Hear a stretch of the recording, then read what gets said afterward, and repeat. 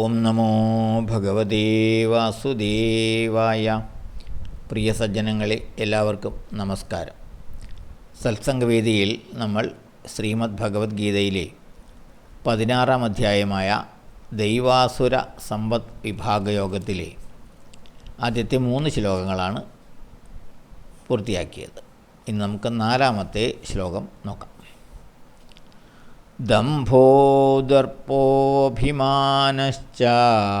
ക്രോധപാരുഷ്യമേവ ച അജ്ഞാനം ചാഭിജാതസ്യ പാർത്ഥാ സമ്പദമാസുരീം.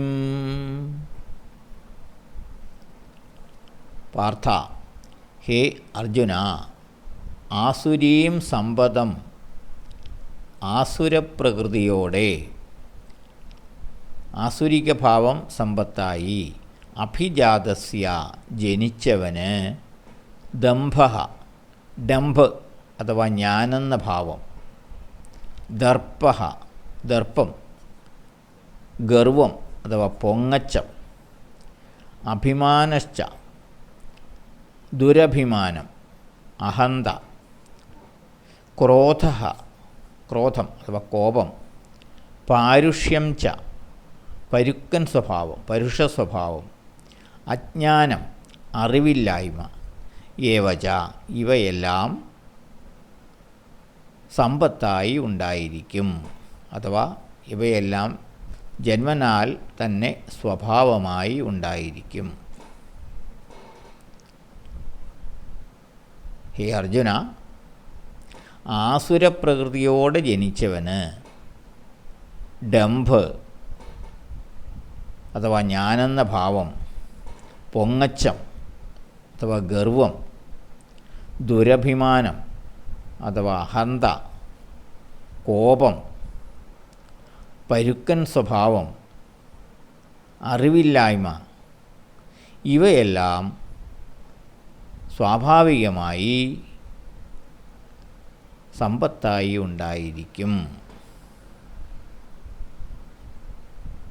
ആസുരപ്രകൃതിയോടെ ജനിച്ചയാൾ എപ്പോഴും അഹംഭാവിയായിരിക്കും. കുറഞ്ഞ ഒരു സമ്പത്തോ വിദ്യാഭ്യാസമോ ഉണ്ടെങ്കിൽ പോലും അതിലഹങ്കരിക്കും.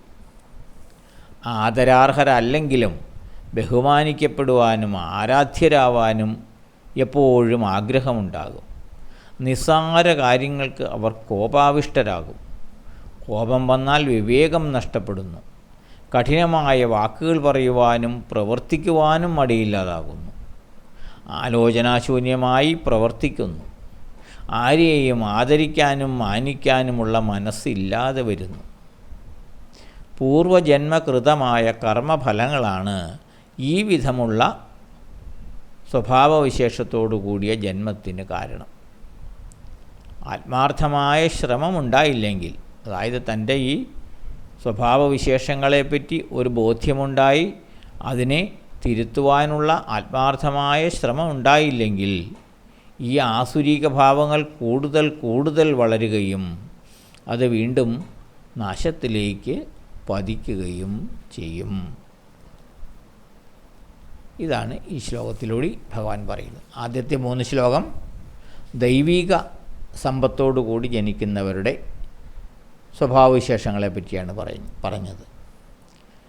ഈ ശ്ലോകത്തിൽ ആസുരിക സ്വഭാവങ്ങളോടെ ജനിച്ച ഒരാളുടെ സ്വഭാവവിശേഷങ്ങളാണ് പറഞ്ഞത്. അടുത്ത ശ്ലോകം നമുക്ക് അടുത്ത ദിവസം നോക്കാം. എല്ലാവർക്കും നന്ദി, നമസ്കാരം. ഓം നമോ ഭഗവതേ വാസുദേവായ.